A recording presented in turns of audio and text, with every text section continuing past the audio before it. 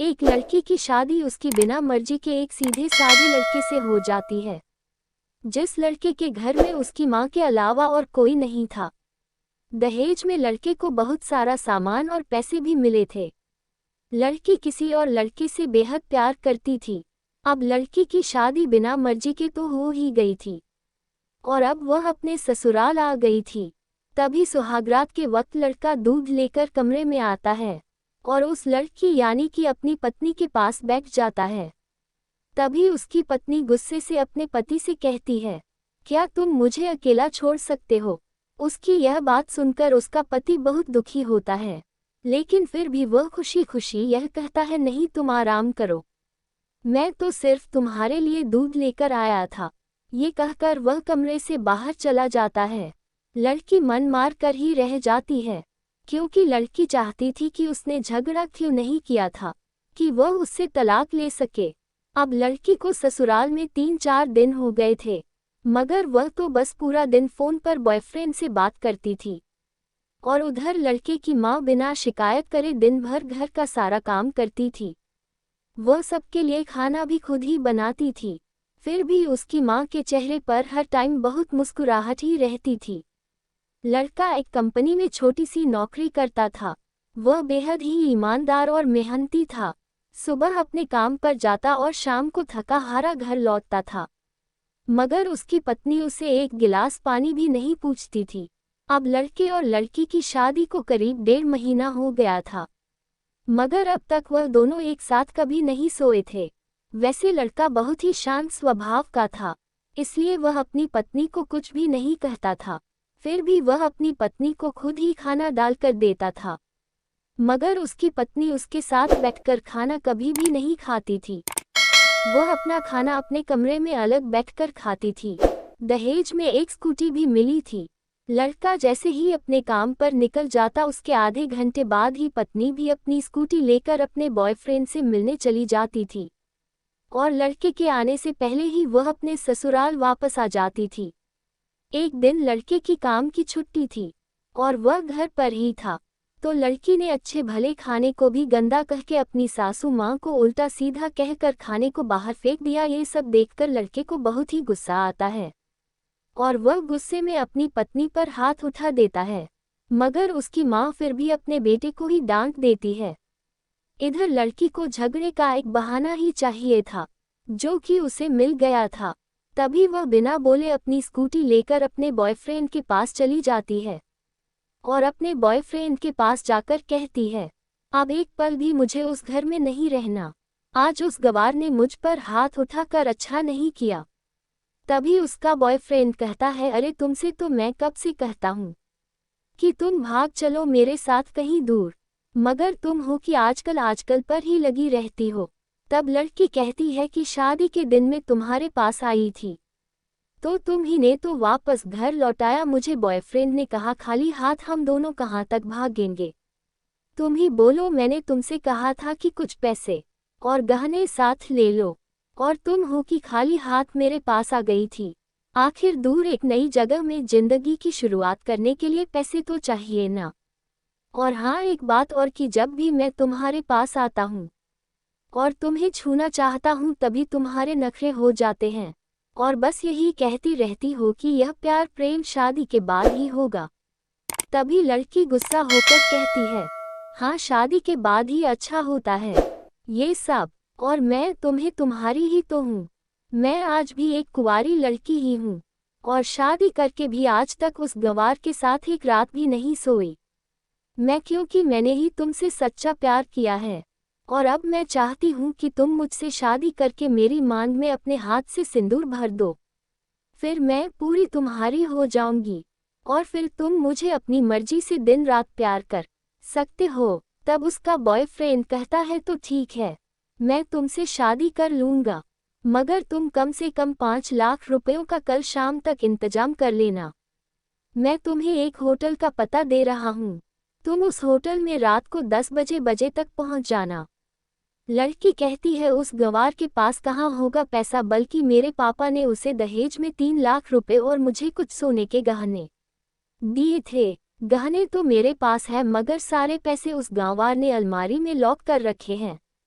मगर मैं जैसे तैसे उस अलमारी की चाबी लेकर सारे पैसे निकाल कर तुम्हारे पास हमेशा के लिए आ जाऊंगी। यह कहकर वह लड़की अपने ससुराल पहुंचती है। लड़की ससुराल पहुंचकर खूब चिल्लाती है, मगर अफसोस वह अकेली ही चिल्लाती रहती है।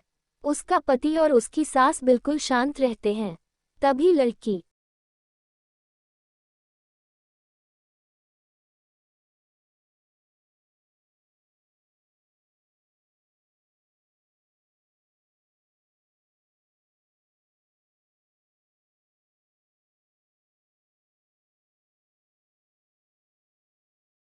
अपने कमरे में चली जाती है और अचानक उसके बॉयफ्रेंड का लड़की के फोन पर मैसेज आता है कि कब आ रही हो पैसे लेकर।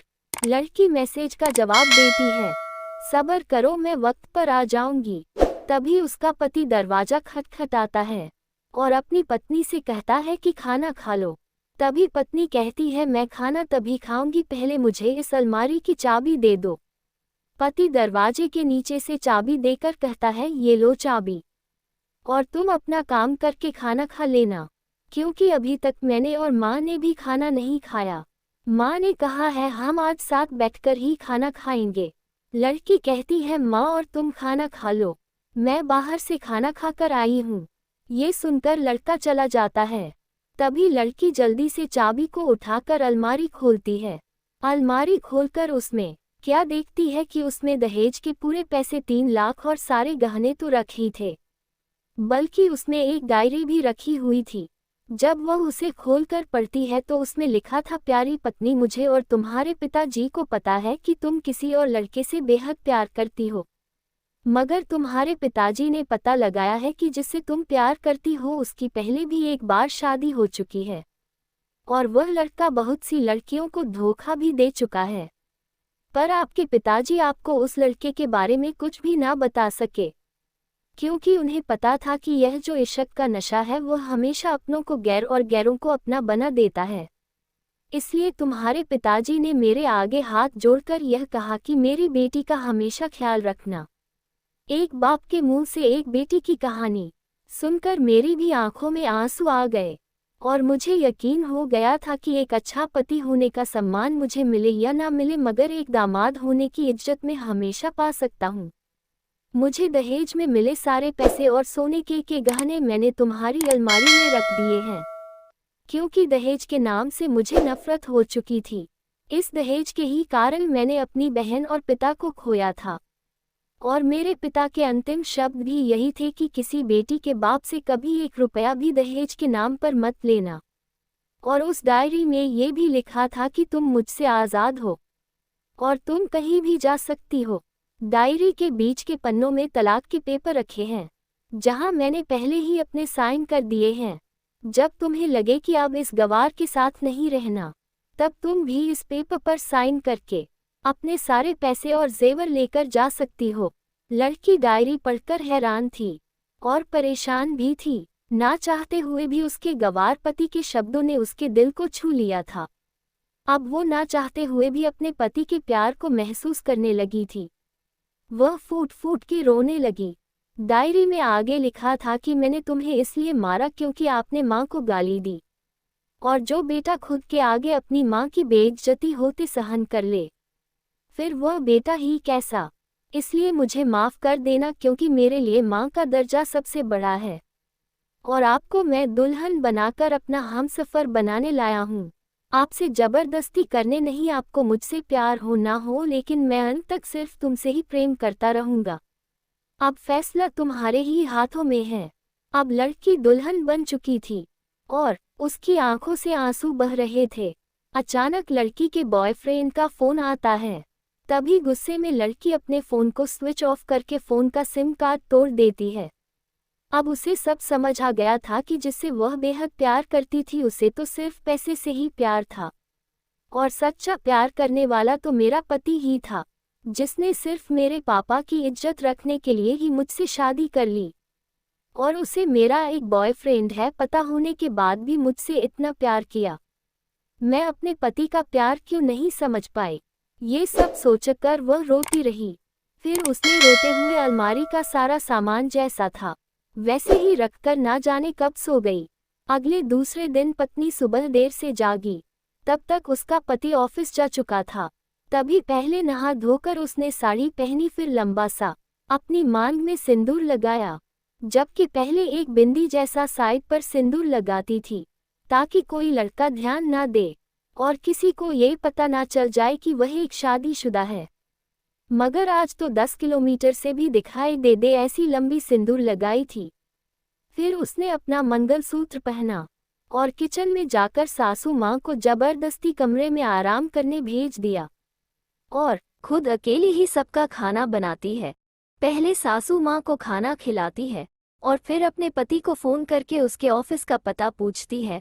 उसका पति उसको ऑफिस का पता देते हुए सोचता है कि उसकी पत्नी ने तलाक का इरादा कर लिया, मगर उसे कहाँ पता था कि वो अब सुधर गई है और उसे ही अपना पति मान चुकी है। इतने में ही उसकी पत्नी स्कूटी लेकर उसके ऑफिस खाना लेकर पहुंच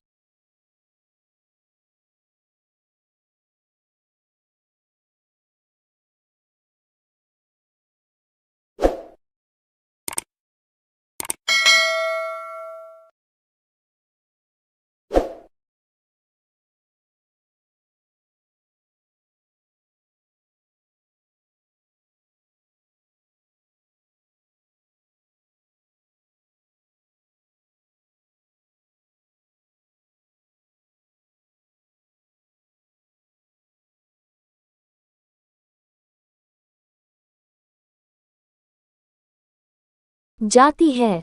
पत्नी को देखकर पति हैरान हो जाता है। तभी वह अपनी पत्नी से पूछता है, सब ठीक है ना? माँ ने तुमसे कुछ कह तो नहीं दिया? उसका पति सवाल पर सवाल पूछे जा रहा था। तभी अचानक पत्नी सबके सामने अपने पति के सीने से लिपट जाती है और उसे कहती है कि सब ठीक है, मगर मुझे तुमसे कुछ कहना है। पति कहता है, हाँ कहो। तब पत्नी सबके सामने कहती है, आई लव यू फॉरएवर। ये सुनकर ऑफिस के सभी लोग हैरान हो जाते हैं और तब पत्नी सबके सामने अपने पति को हाथ पकड़ के कहती है कि अब 1 महीने तक मेरे पतिदेव ऑफिस में दिखाई नहीं देंगे।